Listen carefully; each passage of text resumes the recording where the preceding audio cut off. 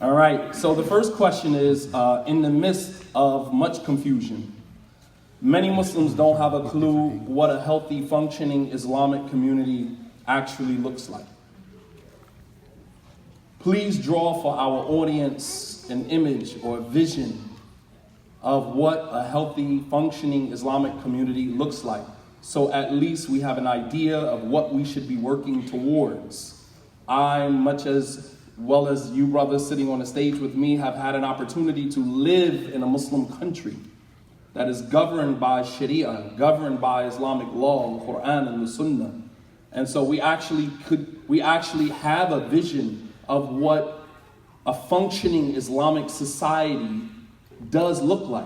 Many of our audience have never lived, even if you've been to Saudi Arabia, have never lived in these countries, have never lived in these environments to actually see Islam functioning as a society. So what do we need to know living here in America, in our communities? What does a functioning Islamic, healthy Islamic community look like? You can grab that mic, whichever one you decide to do first. Paint us a picture, inshallah, of the components that a healthy, functioning Islamic community comprises of. Bismillah, alhamdulillah, wassalatu wassalamu ala rasulillah. First of all, I want to say I'm a bit, not overwhelmed, but appreciative of all the love that's in the room, many faces that I haven't seen in a minute, to come to this place and to hook up and to meet up with a lot of the brothers that I haven't seen.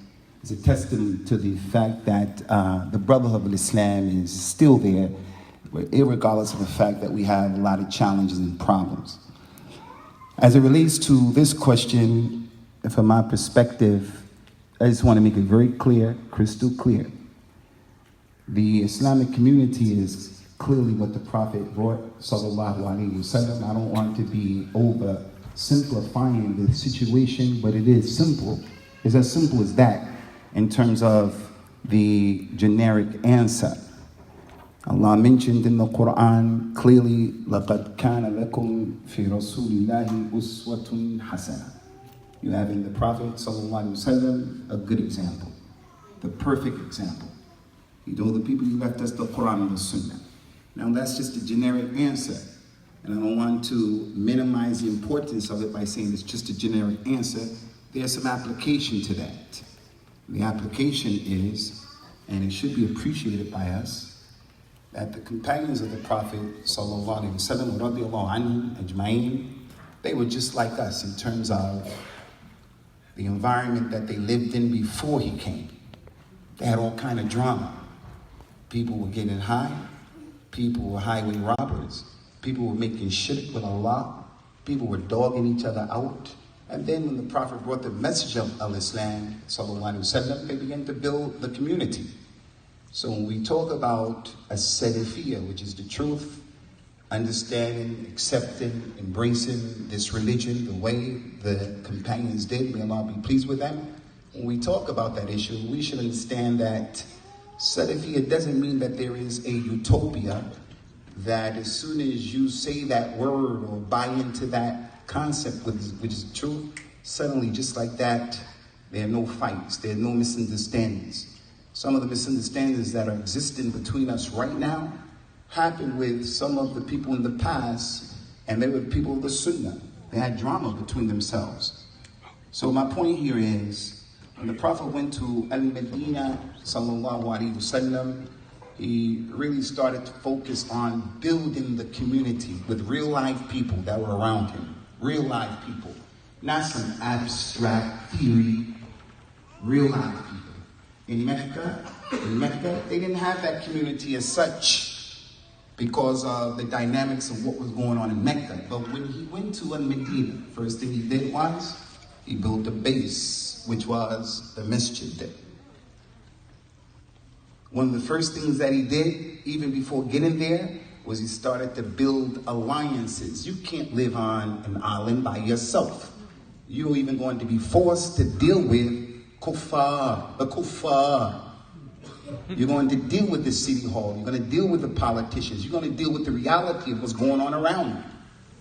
So 20 years ago, there was a level of immaturity because learning is a thing, it's a curve that you have to learn. You just have to let young people go through what they go through. So I remember back in the day, we came back and we were telling people, al-hijra, al-hijra, hijra, we gotta roll out of here.